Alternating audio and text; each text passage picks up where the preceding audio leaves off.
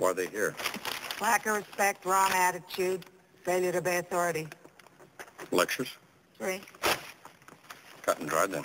We find it almost impossible to believe that you have ignored several warnings by us to conform to the rules that are vital to the continued growth and well-being of our beloved Topeka, but you did. Defiance of this committee, duly elected and ordained by the people, will not be tolerated. The farm, both of them. Now, how'd the last farms go, Miss? Cancer, I think. No. Let me see. I have it down here. Let's see. Oh, no, it was an accident with farm machinery. That's what it was. Larry and Linda Lacey, March 17 of this year. Let's make these, heart attacks.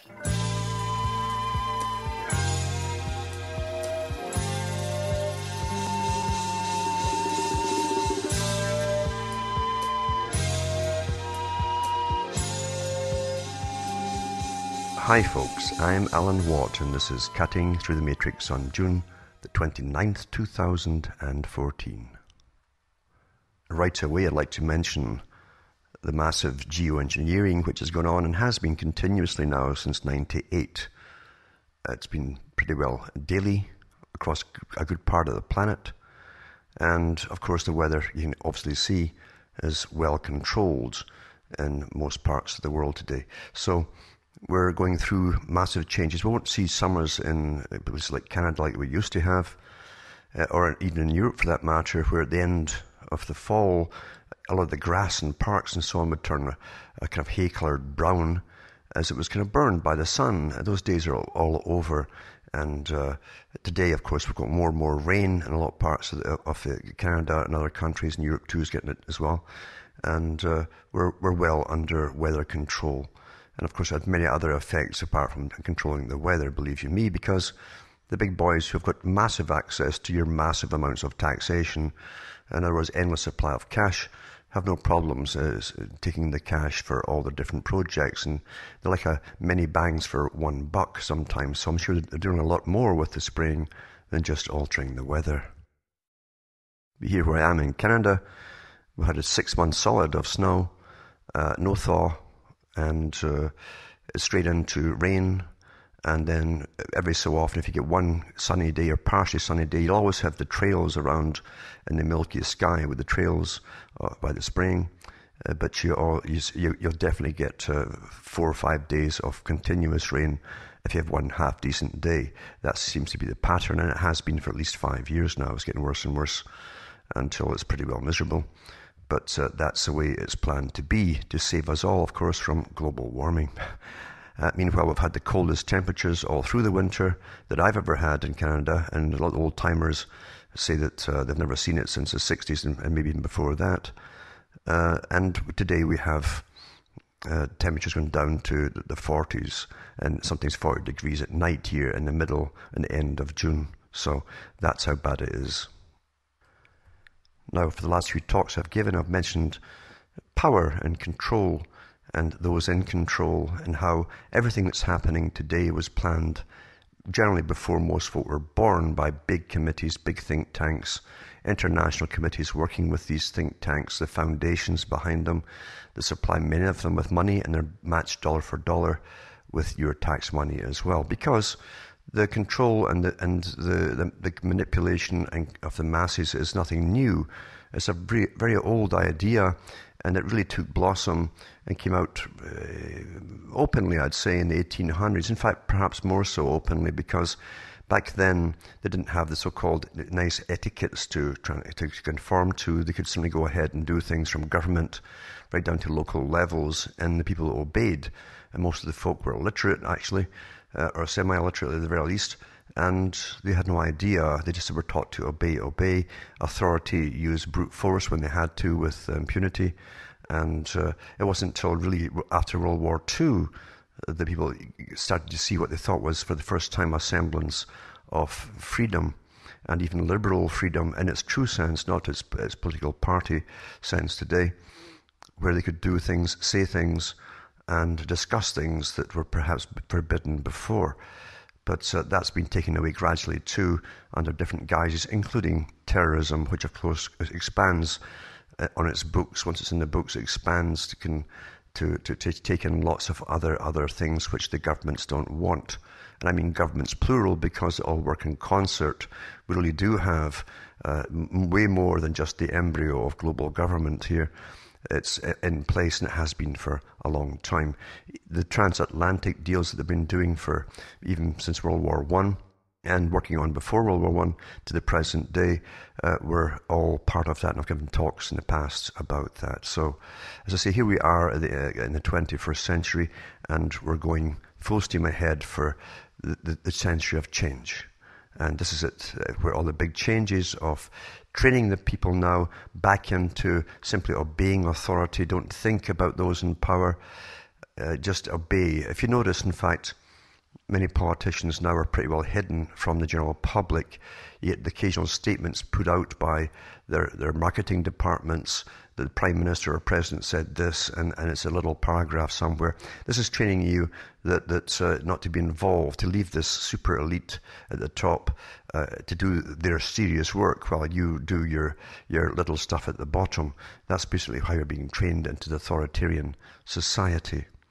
And as I say, the big players that helped form this present culture and planned these present changes, including the cultural changes that would have to take place to bring the big plan through, the mass immigration of all countries in Europe and North America, literally they said would be would have bigger movements of people eventually than even that of the Industrial Revolution, when people were uprooted by the millions and forced into the big cities to work in the slave factories.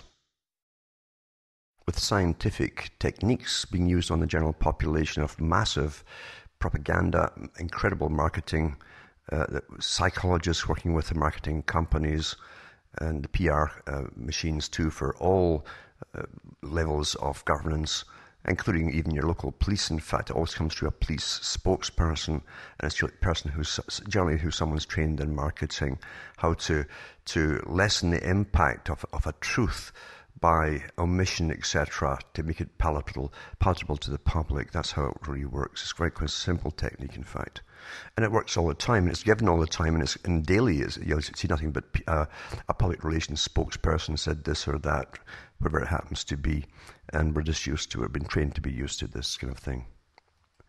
Now, the elite back in the 1930s had already been studying the Soviet system intensely.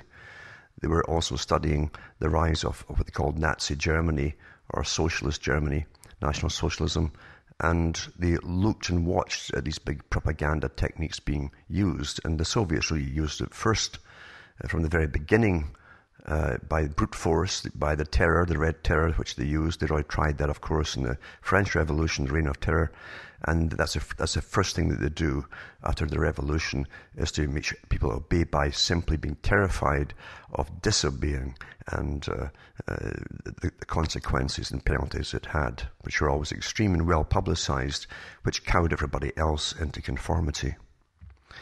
Now, when we look at say, people like Aldous Huxley, the brother of Julian Huxley, Aldous Huxley had written Brave New Worlds, and he also wrote Brave New World Revisited, and in the 1950s he wrote that, the second one, and he went through it in the scientific way, rather than a story form, to show you why such a system can be brought in, how it can be brought in, and it shows you the techniques, which of course were well understood even back then, the 1930s, and it's still the same techniques today, because these truths are really eternal. What works is, Plato said, in one generation the techniques are used to make them do something, the people do something or comply with something, can be reused over again if you use the same sequence and the format, because it's all formula, you see. Introduce it without changes, that kind of formula, even though the topic can be different or the purpose can be different, and you'll achieve the results that you want. So, in other words, humanity in itself doesn't really change. The human mind hasn't changed. And we're human creatures, and we share a lot of things in common. And the big boys, of course, study us intensely through behaviorists and psychologists and neuroscientists. There's hidden now it's even fantastic with all the CCTV cameras everywhere in streets and cities, and were intensely studied in every situation for professionals who then use these techniques to manipulate us.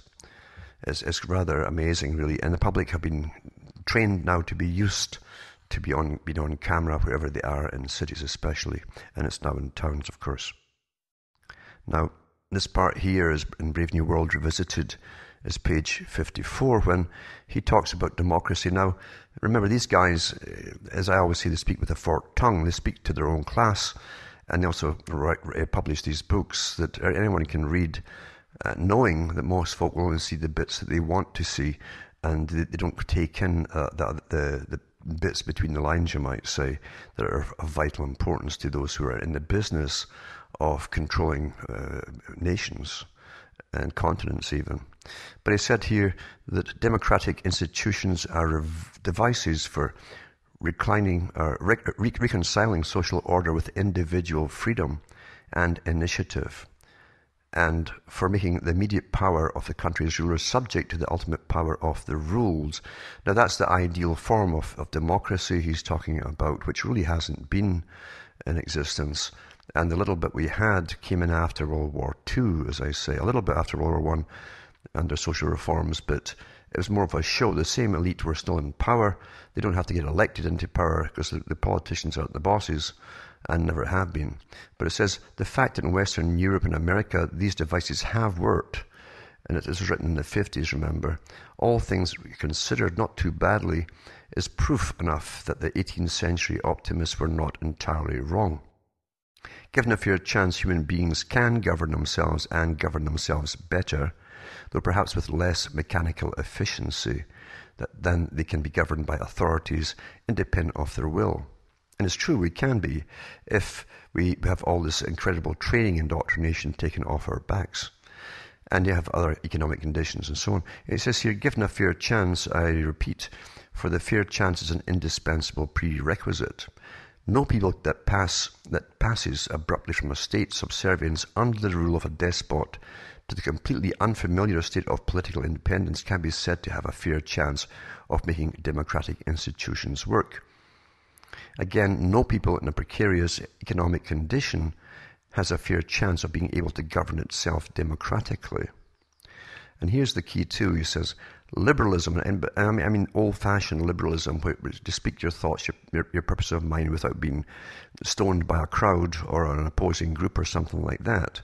He said, liberalism flourishes in an atmosphere of prosperity and declines as declining prosperity makes it necessary for the government to intervene even more frequently and drastically in all the affairs of its subjects. And that's very important to understand that. A little paragraph, but liberalism flourishes in an atmosphere of prosperity and declines as declining prosperity makes it necessary for the government to intervene ever more frequently and drastically in the affairs of its subject.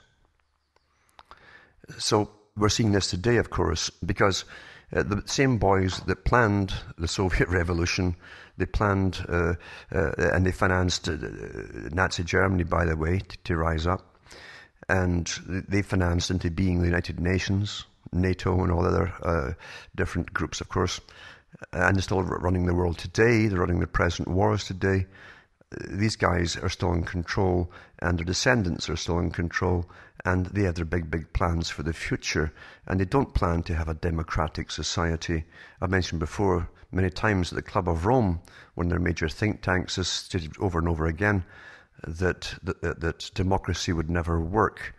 And they have some truths on their side in that there are so many different groups now, all clamoring for power, money, and so on, and tax money for more power, that they could never ever peacefully coexist. And there are radical groups out there too, and the political fringes of the different political spheres. So we know that's true to an extent.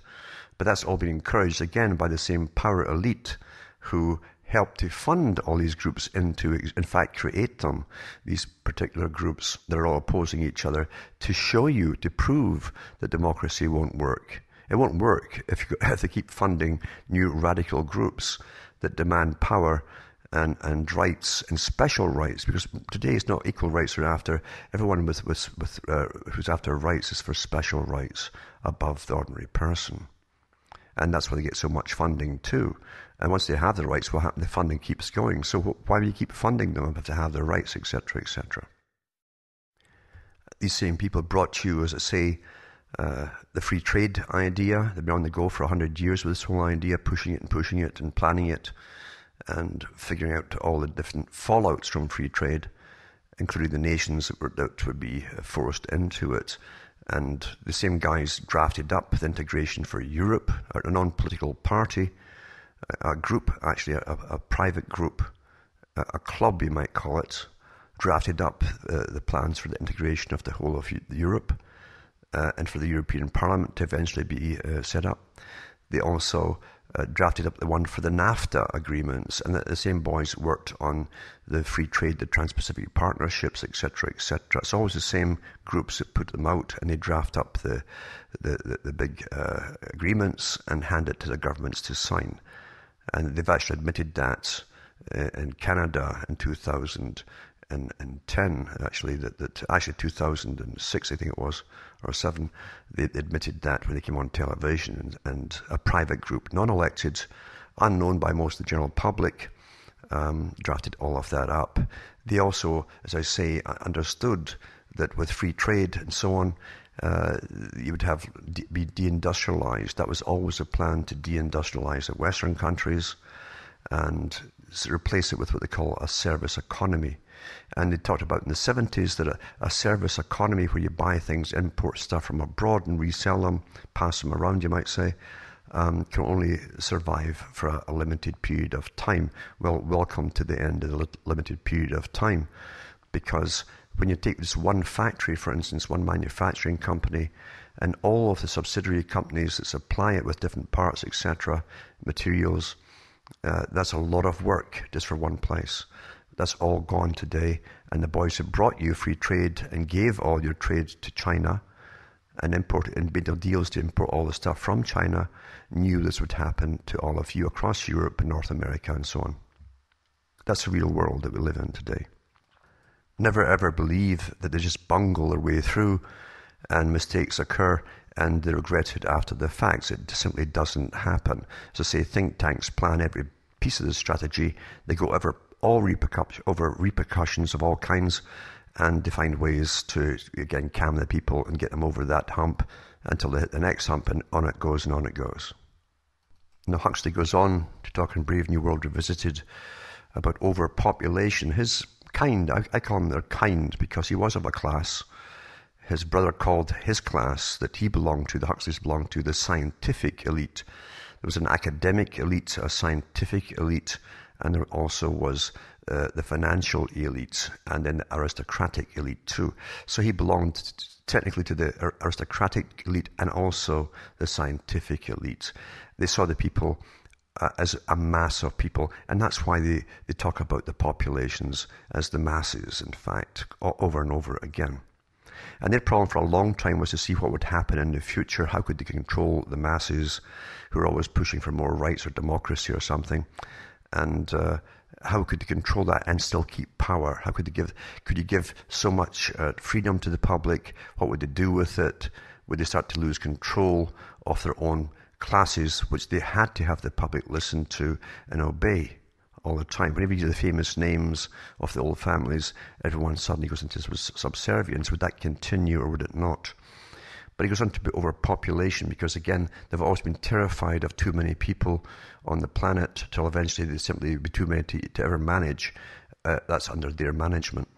Overpopulation and over-organization are two conditions which, as I have already pointed out, deprive a society of a fair chance of making democratic institutions work effectively. Well, we have today definitely the over-organization of all government departments that expand like cancers constantly. Whenever you create them, they very quickly try to take over more powers. Each one of them does, every branch does, right down to your police, in fact. And the more power they take on, the more indispensable they think that they are. That's the whole idea of taking on more power. It says, we see then that there are certain historical, economic, demographic and technological conditions which make it very hard for Jefferson's rational animals, being human beings, endowed by nature with inalienable rights and an innate sense of justice, to exercise their reason, claim their rights and act justly within a democratically organized society. We in the West have been supremely fortunate in having been given our fair chance of making the great experiment in self-government. I don't know when that happened, because I think I must have blinked. It says, unfortunately, it now looks as though, owing to recent changes in our circumstances, this infinitely precious fair chance were being, little by little, taken away from us. Now, what us is he talking about here? He says, and this, of course, is not the whole story. These blind impersonal forces are not the only enemies of individual liberty and democratic institutions.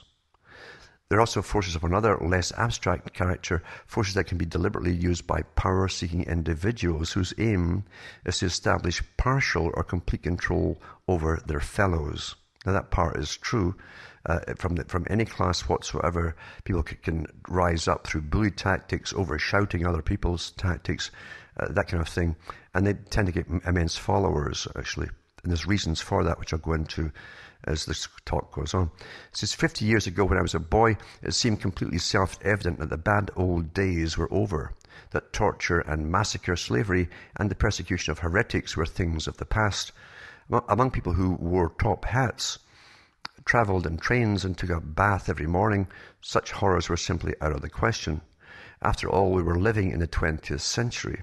A few years later, these people who took daily baths and went to church in top hats were committing atrocities on a scale undreamed of by the benighted Africans and Asiatics.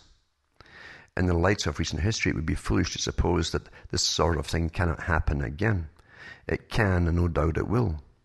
But in the immediate future, there's some reason to believe that the punitive methods of 1984 will give place to the reinforcements and manipulations of Brave New World. In Brave New World, they called it a painless imprisonment, where you would be drugged, you had a massive constant propaganda to keep you in a state of limbo, of emotional limbo, just to be fairly contented, regardless of the conditions you were actually living in. And that's what we're getting today, in a sense. As we go down the tubes for years now, they keep telling us how good it is and keep giving us happy little things on the news even. They had meetings in the US and Canada about that. Rather than give them all bad news, meaning realistic news, they would give you all the little trivial things that have got nothing to do with reality or your life, in fact.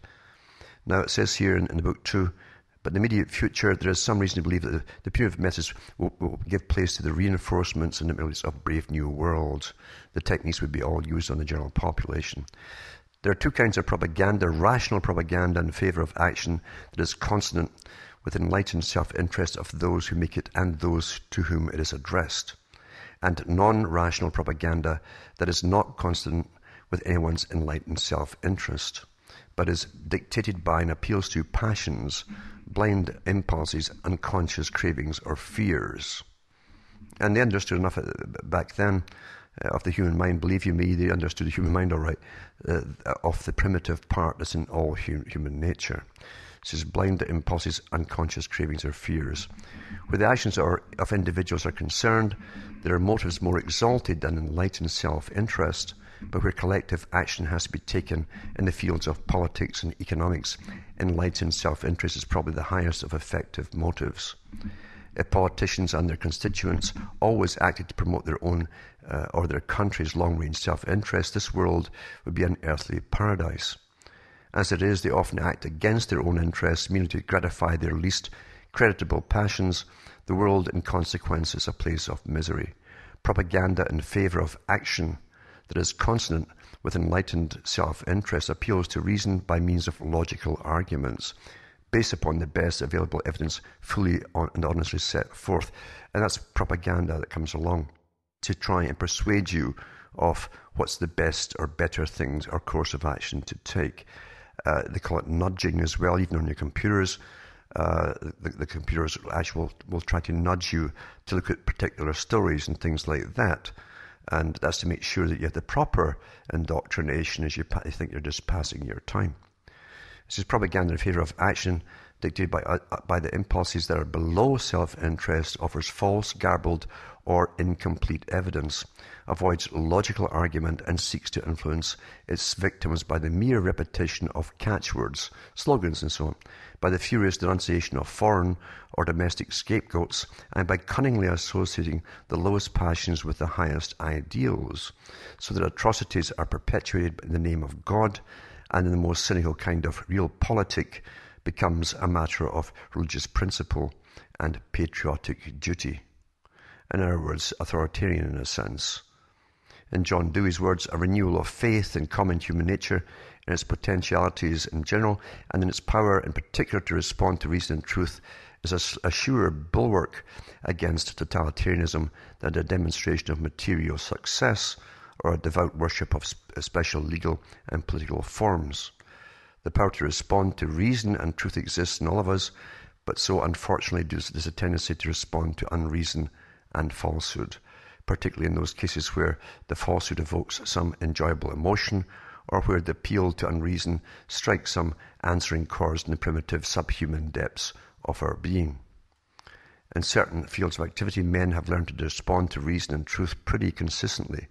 The authors of learned articles do not appeal to the passion of their fellow scientists and technologists. They set forth what, to their best of their knowledge, is the truth about some particular aspect of reality. They use reason to explain the facts they have observed and support their points of view with arguments that appeal to reason in other people. So he's talking about the difference between using reason to persuade. But again, too, he's always hinting or telling you, actually, that only the intellectual can understand and respond to reason.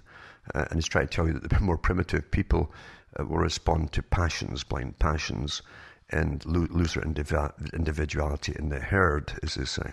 And that technically is a truth as well. But also, too, this would be a truth to appeal to the herd in the first place, to stir them up in one way or another. Something has to be, you can't just constantly tell lies to them and yell at them. If you're trying to stir them up, you have to respond to things which they're actually talking about and complaining about, obviously. But this is again what Jefferson said: if a nation expects to be ignorant and free, said Jefferson, it expects what never was and never will be. The people cannot be safe without information. Where the press is free and every man able to read, all is safe. Now that's not really true either, because we know there are self-interest groups of people, self-interested, who can be awfully wealthy, even collectively or individually or both, and they can put incredible amounts of money and take parts of the press over, and you still think it is free, but you're getting someone else's self-interested thoughts put into yours, basically, and their spins on things as well. So even if the government steps out of the way, you've got private organisations and groups to think about too. It says the people cannot be safe without information. Across the Atlantic, another passionate believer in reason was thinking about the same thing in almost precisely similar terms. He says, here's what John Stuart Mill wrote of his father, the utilitarian philosopher James Mill. He says, so complete was his reliance upon the influence of reason over the minds of mankind, whenever it was allowed to reach them, that he felt as if all would be granted if the whole population were able to read, and if all sorts of opinions were allowed to be addressed to them by word or in writing. And if by the suffrage they could nominate a legislator to give effect to the opinions they had adopted, all is safe, all would be gained. Once more we hear the note of 18th century optimism. Jefferson, it's true, was a realist as well as an optimist. He knew by bitter experience that the freedom of the press can be shamefully abused. And that's true, as I say, by special groups and so on. Nothing, he declared, can now be believed which is seen in a newspaper. And that was at the present time that he lived in. Everything back then in Jefferson's day was propaganda. And yet he insisted, and we can only agree with him, within the pale of truth, the press is a noble institution, equally the friend of science and civil liberty. Mass communication, in a word, is neither good nor bad. It is simply a force, and like any other force, it can be used either well or ill. Used in one way, the press, the radio, and the cinema are indispensable to the survival of democracy. Used in another way, they are amongst the most powerful weapons in a dictator's armory. Now remember too, what applies to a dictator can apply to an oligarchy as well, who simply run governments generation after generation. This is in the field of mass communications, as in almost every other field of enterprise. Technological progress has hurt the little man and helped the big man. As late as 50 years ago, every democracy or democratic country could boast of a great number of small journals and local newspapers. Thousands of country editors expressed thousands of independent opinions. Somewhere or other, almost anybody could get almost anything printed. Today, the press is still legally free, and this is back in the 1950s, but most of the little papers have disappeared. Now, I've gone through the big private institution. It's got a lot to do with this. The Royal Institute for International Affairs and the Council on Foreign Relations, which is the same branch for America and in other parts of the world, and how the Rockefellers who ran them, they helped start it up in the States, the US branch, and it also monopolized industry, also monopolized the media, and they brought in top experts to do surveys, do their statistics and studies and all the rest of it, and think tanks. And they found that if they can control, at that time, only 30 newspapers across the whole of the US or North America, then all the other papers would follow and copy what they said. So, as I say, you cannot be utopian about anything, because, believe you me, there are always other parties with their own particular self-interest who have their own particular agendas and don't want the public to be free to read any bit of real, true news that happens to be obtained. Huxley goes on to say, in regards to propaganda, the early advocates of universal literacy and a free press envisaged only two possibilities: that propaganda might be true or it might be false. They did not foresee what in fact has happened, above all in the Western capitalist democracies, the development of a vast mass communications industry concerned in the main neither with the true nor the false, but with the unreal, the more or less totally irrelevant. In a word, they failed to take into account man's almost infinite appetite for distractions. Actually, there was a group that did certainly not forget that and supplied them. That's the culture industry, of course, because they well understood from ancient Greek philosophy and so on that if you put people in the cities, you must give them lots of entertainment, because even back then, the city-state was an artificial creation. They couldn't produce anything. Everything was brought into it. He says, in the past, most people never got a chance of fully satisfying this appetite for entertainment, that is. They might long for distractions, but distractions were not provided. Christmas came in but once a year, feasts were solemn and rare, and there were few readers and very little to read, and the nearest approach to the neighbourhood movie theatre was a parish church, where the performances, though frequent, were somewhat monotonous.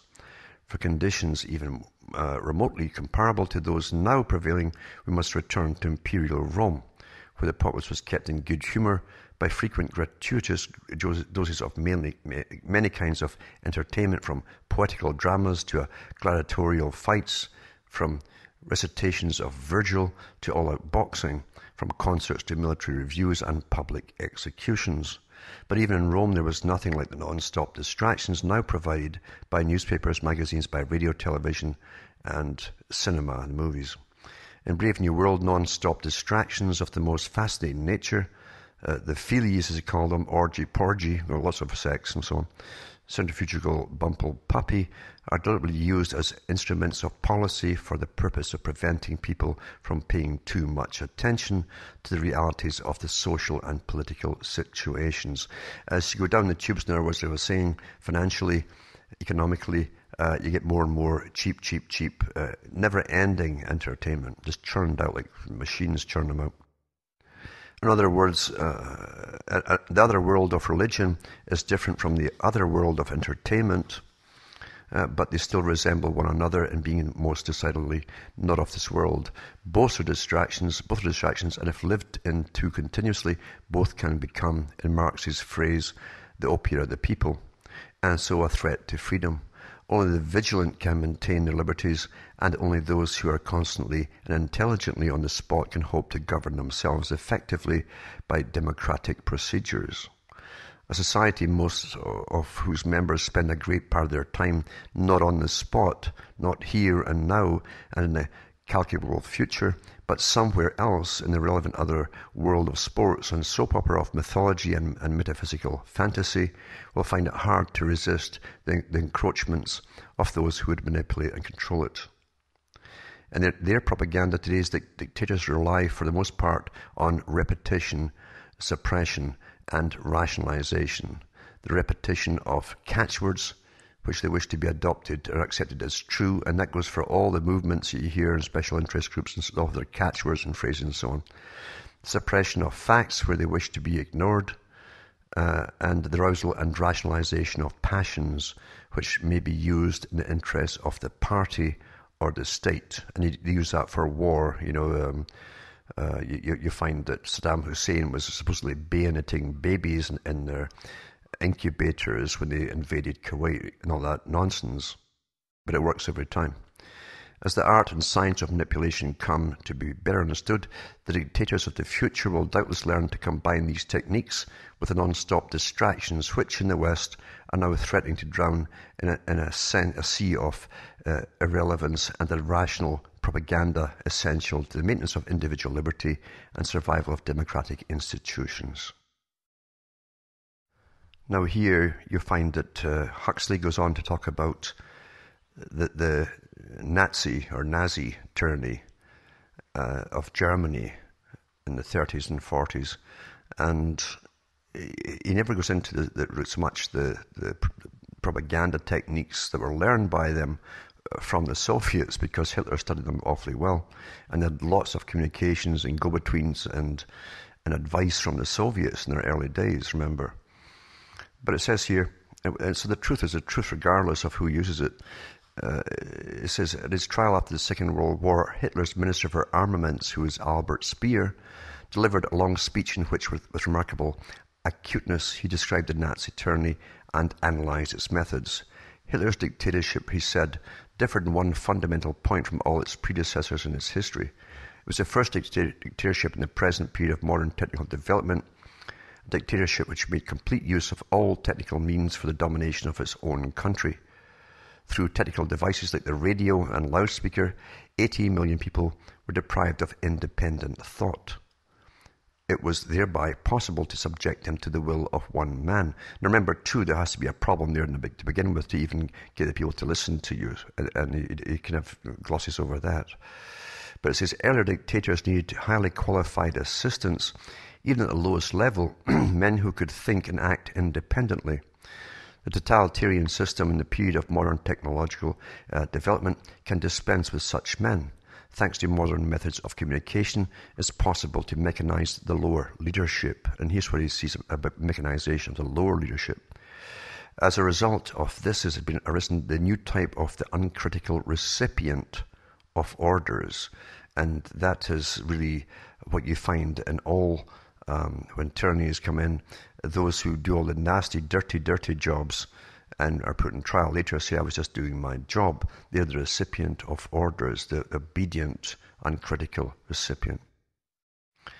It says, in the brave new world of my prophetic fable, technology had advanced far beyond the point it reached in Hitler's day. Consequently, the recipients of orders were far less critical than their Nazi counterparts. Far more obedient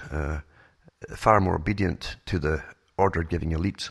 Moreover, they'd been genetically standardized, that's eugenics coming into it, and postnatally conditioned to perform their subordinate functions, and could therefore be depended upon to behave almost as predictably as machines. They were specially bred in incubators, basically, and churned out, mass-produced people in different classes for different functions.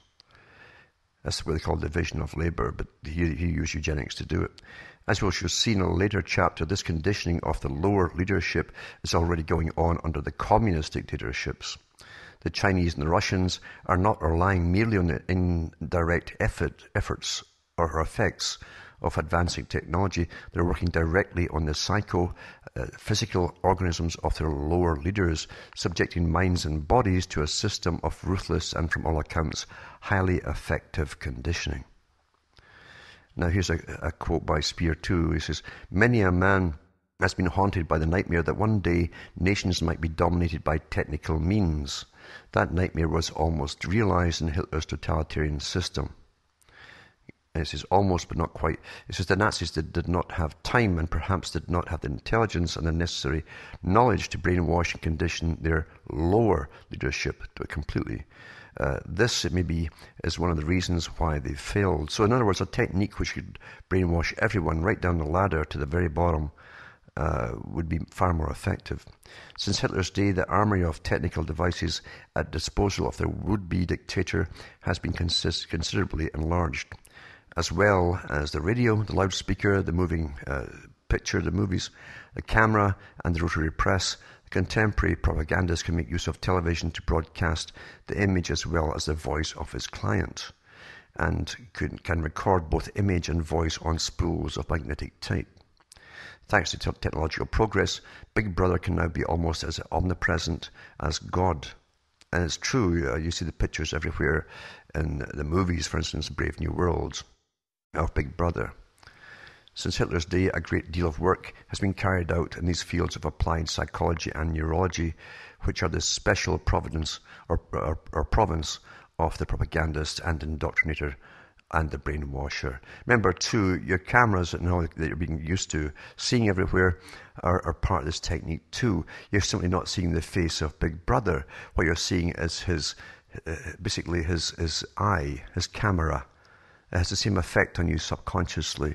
You're being watched everywhere you go, and your behaviour will alter. They've done a lot of, again, secret recorded documentaries, secretly recorded ones, on people's behaviour changing when they know they're on camera being watched in the streets, and so on and so on and so on. So subconsciously, you're all being trained, and it works very, very effectively without the picture of Big Brother staring at you. The camera is Big Brother, the system.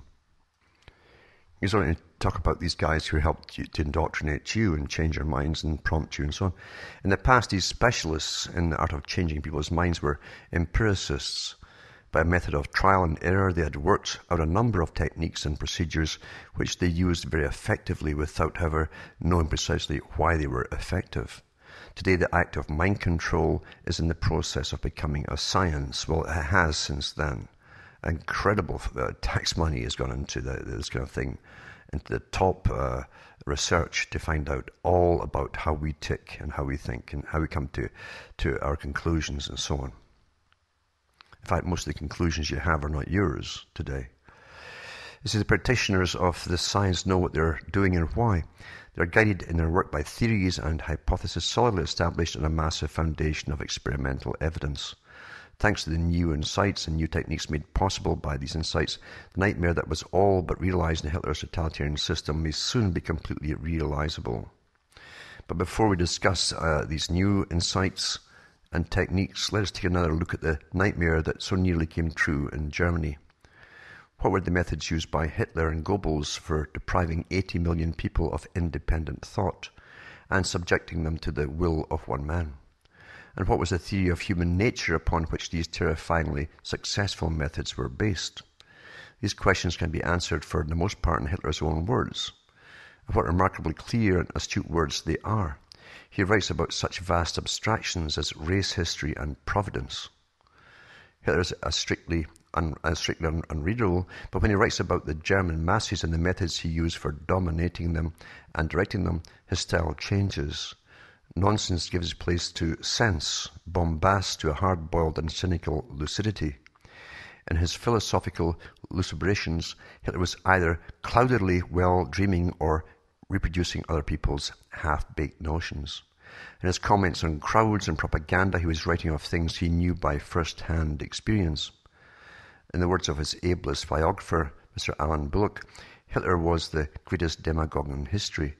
Those who had only a demagogue failed to appreciate the nature of political power in an age of mass politics. As he himself said, to be a leader means to be able to move the masses. Hitler's aim was first to move the masses and then, having pried them loose from traditional loyalties and moralities, to impose upon them, with the hypnotized consent of the majority, a new authoritarian order of his own devising. Hitler, wrote Hermann Röchning in 1939, has a deep respect for the Catholic Church and Jesuit order, not because of the Christian doctrine, but because of the machinery they've elaborated and controlled, their hierarchical system, their extremely clever tactics, their knowledge of human nature, and their wise use of human weakness in ruling over believers. Ecclesiasticism without Christianity, the discipline of monastic rule, not for God's sake or in order to achieve personal salvation, but for the sake of the state and for the greater glory and power of the demagogue turned leader, this was the goal towards which the systematic moving of the masses was to lead. The first principle from which he started was a value judgment. The masses are utterly contemptible. They're incapable of abstract thinking and uninterested in any fact outside the circle of their immediate experience. Their behaviour is determined not by knowledge and reason, but by feelings and unconscious drives. It's in these drives and feelings that the roots of their positive as well as their negative attitudes are implanted. To be successful, a propagandist must learn how to manipulate these instincts and emotions.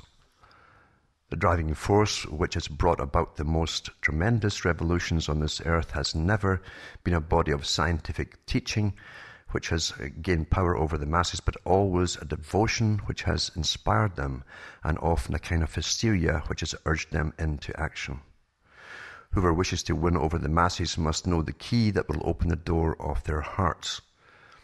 Hitler made his strongest appeal to those members of the lower middle classes who had been ruined by the inflation of 1923, and that was a deliberate inflation, of course, when Germany lost World War I in 1918, and at least that's how it ended up being. And there was a revolution started within Germany too of communism, and then of course they had the big convention, and then the big treaty was signed and so on. But Germany had to pay massive reparations, which brought on incredible inflation. So in the following years, in 1929, of course, too, they also had the Depression starting, and so they already had massive inflation and depression. The masses of whom he speaks between these bewildered, frustrated, and chronically anxious millions, to make them more mass-like, more homogeneously subhuman, he assembled them by the thousands and tens of thousands in vast halls and arenas where individuals could lose their personal identity, even in their elementary humanity, and be merged with the crowd. The same techniques, by the way, they're well understood in music industry and big halls and outside and indoor concerts, huge things, where folk become hysterica, but are guided by the manipulators, of course, not just on stage, but those around them too, lights, etc. All these techniques are used upon them to get a kind of behaviour out of them, but they definitely lose their individuality, as you know. You find the same thing happens when there's been mass excitement preceded by great advertising on a super sale somewhere, and they crowd in and they even stamp over each other in the rush. Normally they wouldn't do that naturally, but when they become a crowd, they lose their individuality. But it says here, it's a man or woman who makes direct contact with society in two ways: as a member of some familiar, professional or religious group, or as a member of a crowd. That's so important. Groups are capable of being as moral and intelligent as the individuals who form them. A crowd is chaotic, has no purpose of its own, and is incapable of anything except intelligent action, or capable of anything except intelligent action and realistic thinking. Assembled in a crowd, people can lose their powers of reasoning and the capacity for moral choice. Their suggestibility is increased to the point where they cease to have any judgment or will of their own. They become very excitable, they lose all sense of individual or collective responsibility. They're subject to sudden access of rage, or excesses of rage, enthusiasm and panic. In a word, a man in a crowd behaves as though he had swallowed a large dose of some powerful intoxicant. He's a victim of what I've called herd poisoning. It's also called collective poisoning. And it's also called collective contamination. The communists called it that. He's a victim of what is called herd poisoning. Like alcohol, herd poisoning is an active, extroverted drug. The crowd-intoxicated individual escapes from responsibility intelligence and morality into a kind of frantic animal mindlessness, which you all know as mass hysteria. During his long career as an agitator, Hitler had studied the effects of herd poisoning, or collectivism, and collective mindset, you might say, and had learned how to exploit them for his own purposes. He discovered that the orator can appeal to these hidden forces which motivate men's actions much more effectively than can the writer. Reading is a private, not a collective activity. So is thinking, of course. It says the writer who speaks only to individuals sitting by themselves in a state of normal sobriety. The orator speaks to masses of individuals already well primed with herd poison. They're conditioned for it. They are at his mercy, and if he knows his business, he can do what he likes with them. As an orator, Hitler knew his business supremely well. He was able, in his own words, to follow the lead of the great mass in such a way that from the living emotion of his hearers, his apt word, which he needed, would be suggested to him, and in its turn would go straight to the hearts of his hearers. So he could convey emotion straight to them, you might say. Otto Strasser called him a loudspeaker, proclaiming the most secret desires, the least admissible instincts, the sufferings and personal revolts of a whole nation. 20 years before Madison Avenue embarked upon motivational research, as we know, behaviorism is part of it in marketing. Hitler was systematically exploring and exploiting the secret fears and hopes of cravings, fears, anxieties, and frustrations of the German masses. It's by manipulating hidden forces that the advertising experts induce us to buy their wares, whether it's toothpaste, cigarettes, a political candidate, or whatever. And it was by appealing to the same hidden forces and others too dangerous for Madison Avenue to meddle with that Hitler induced the German masses to buy themselves a Führer, an insane philosophy, and the Second World War. But again, too, there had to be basis for it. Whenever it happened, it wasn't for this massive inflation and then massive depression, and again, massive immigration coming in during the Depression too, and they felt they're all losing their home, basically, or the country even. So it all worked together for the man to come along and say all these things and agitate them and become the leader. It was like an accident waiting to happen, you might say. Unlike the masses, intellectuals have a taste for rationality and an interest in facts. Remember, too, the Huxleys were incredible snobs, but they also spoke a lot of truth because they sat in all these big top think tanks and world meetings. He says their critical habit of mind makes them resistant to the kind of propaganda that works so well in the majority. Amongst the masses, instinct is supreme, and from instinct comes faith. While the healthy common folk instinctively close their ranks to form a community of the people under a leader, it goes without saying, intellectuals run this way and that, like hens in a poultry yard. With them, one cannot make history. They cannot be used as elements composing a community. Intellectuals are the kind of people who demand evidence and are shocked by logical inconsistencies and fallacies. They regard oversimplification as the original sin of the mind and have no use for the slogans, than qualified assertions and sweeping generalizations, which are the propaganda's stock in trade. All effective propaganda, Hitler wrote, must be confined to a few bare necessities and then must be expressed in a few stereotyped formulas. These stereotyped formulas must be constantly repeated, for only constant repetition will finally succeed in imprinting an idea upon the memory of a crowd. Such as, for instance, you have weapons of mass destruction, etc., over and over again. You must remember, too, that the leader doesn't have to be incredibly highly, what we call educated or even intelligent, but he can be wiry and wily, a very wily person who is streetwise in a sense, who understands these things innately. We know that psychopaths have the same ability. They have that very, very well. And they can read people's minds. They can read the feelings of individuals or crowds. And they can manipulate the masses quite easily too, if they put their mind to it. And they have something to benefit for, or self-gain from themselves. But the sad truth is too, that an intellectual is often neglected by the people. And the person that's seen as a man of action, who's loud, bombastic, etc., is the person they'll follow, often to their detriment.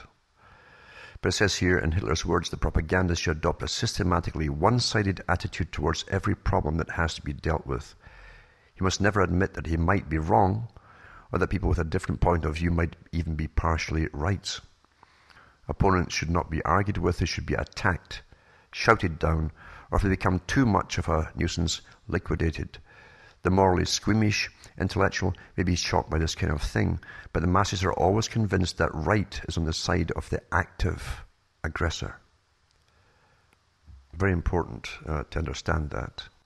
And Huxley went on to say that the survival of democracy depends on the ability of large numbers of people to make realistic choices in the light of adequate information. A dictatorship, on the other hand, maintains itself by censoring or distorting the facts and by appealing not to reason but to enlightened self-interest, but to passion and prejudice to the powerful hidden forces. And remember, that equally applies to oligarchies in democracies that run democracies, because you're seeing all of these techniques used today, constant repetition, withholding of all points of view and all the facts. I've never ever seen all the facts presented on anything, any argument put out by the press. You're always told what to believe and what opinion to conclude is given to you, basically. You're led to it, you're guided to it, again, scientifically, through the way it's put out in psycho or neurolinguistics, as they call it now. And so I've never seen it, and the big boys today don't believe they're ever going to allow you to have what they call real democracy. Democracy isn't looking around for somebody else you've missed out to elevate up to a special position, some tiny fringe of a minority, or even the cut-off fringe of a fringe of a fringe of a minority. And that's how bad it's getting today. That's not what democracy is. That's the pretense of what democracy is. Democracy is supposed to be for everyone, literally everyone. And that means even those collectively who are the majority in any particular democracy to have their say just the same as everybody else, and their beliefs and their opinions too. We don't have that, and it looks like we never shall have it today with the techniques being used upon the public, on all of us. Now, Huxley also talks about the incredible strides that advertising and marketing have taken, because they're able to go so far today, especially even back then, because of their understanding of commerce and persuading people to buy, whether it's a political party or whatever. They exploit the subconscious fears and sell you promises and hope. The same thing is done when the economy goes bad. Politicians use the same techniques. And when they go for election, they always talk about the same things, jobs, and so on and so on. The basic fears of the public. But we all have fears built into us because we're human, and these are exploited to the maximum by all parties, whether it's political or advertising or marketing companies for big corporations. It talks about, for instance, that the simple, for many years, simple lanolin is used for facial cream for women. Lanolin comes from sheep, it's from wool, fat, and water, which they beat up into an emulsion. And you can give it all the fancy names you want, but it says, it's what he says, they give it some picturesquely voluptuous name, talk ecstatically and misleadingly about feminine beauty, and show pictures of gorgeous blondes nourishing their tissues with skin food. But Nora was very young. The cosmetic manufacturers, one of their numbers has written, are not selling lanolin, they're selling hope. For this hope, this fraudulent implication of the promise that they will be transformed or transfigured, women will pay 10 or 20 times the value of the emulsion which the propagandists have so skillfully related by means of misleading symbols to a deep-seated and almost universal feminine wish, the wish to be more attractive to members of the opposite sex. The principles underlying this kind of propaganda are extremely simple. For some, find some common desire, it could be sexual, whatever it is, some widespread unconscious fear or anxiety. Think about some way to relate this wish or fear to the product you have given to sell. Then build a bridge of verbal or pictorial symbols over which your customer can pass from fact to compensatory dream, and from the dream to the illusion that your product, when purchased, will make the dream come true. We no longer buy oranges, we buy vitality.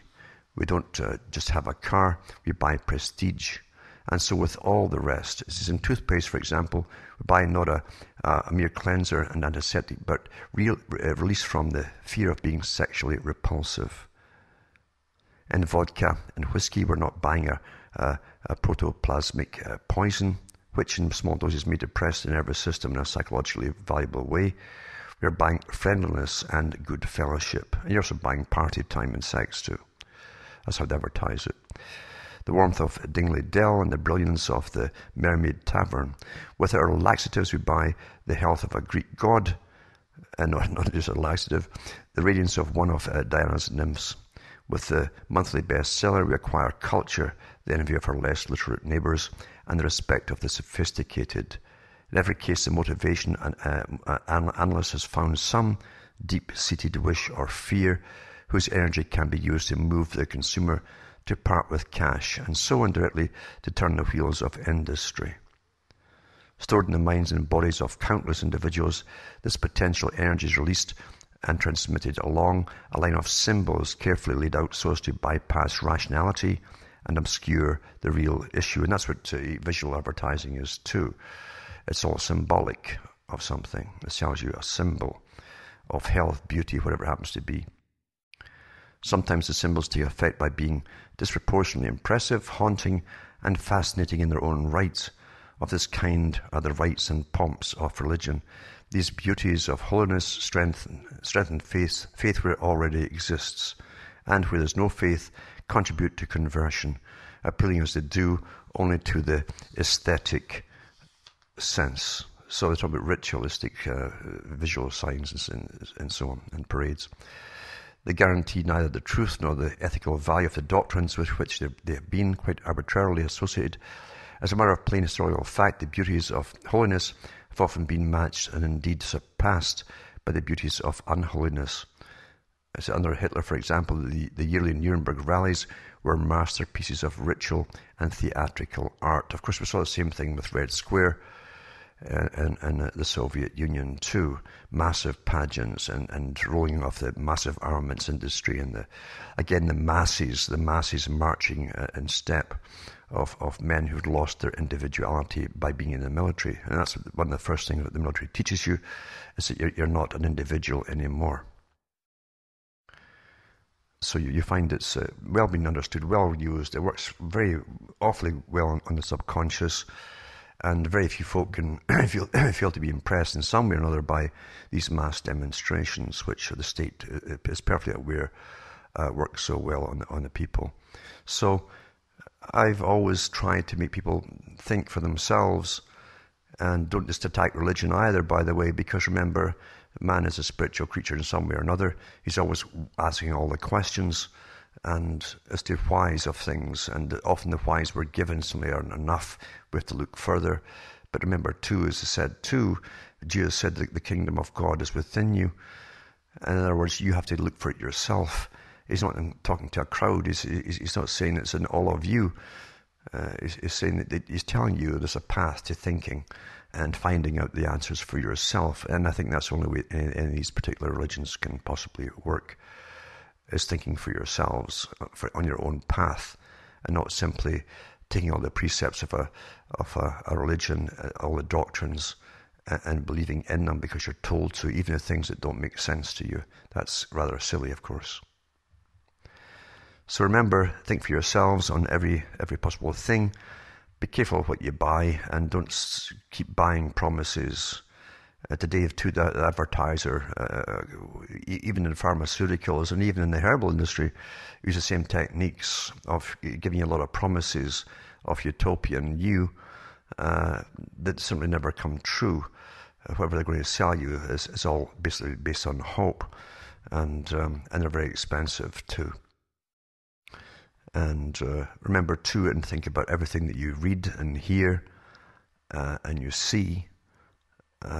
Think very, very carefully. Don't simply take anything at face value, especially the media, or any of the stories that are certainly put out today by the media on some war or whatever. They're all much the same. They never tell you the truth of the wars being economic wars.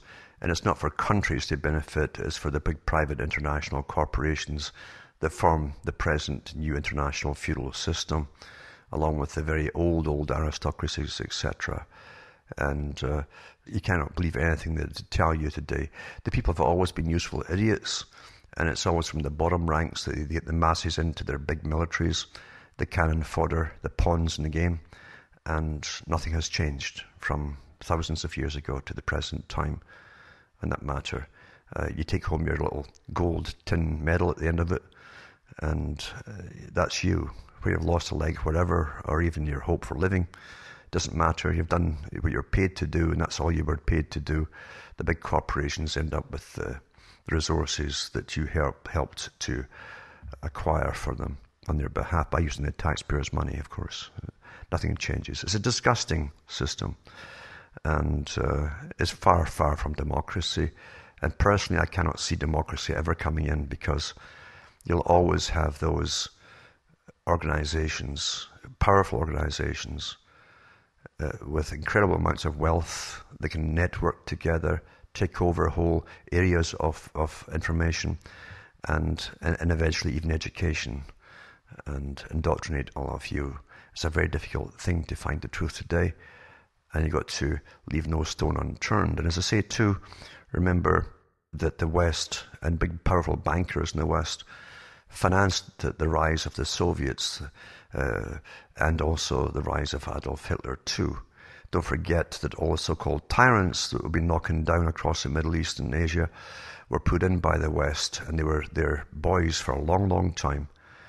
The only problem is the West wanted eventually all the resources, and of course there was other reasons too, by other outside countries that were highly interested in those particular regions, that are very powerful and very, very wealthy indeed too.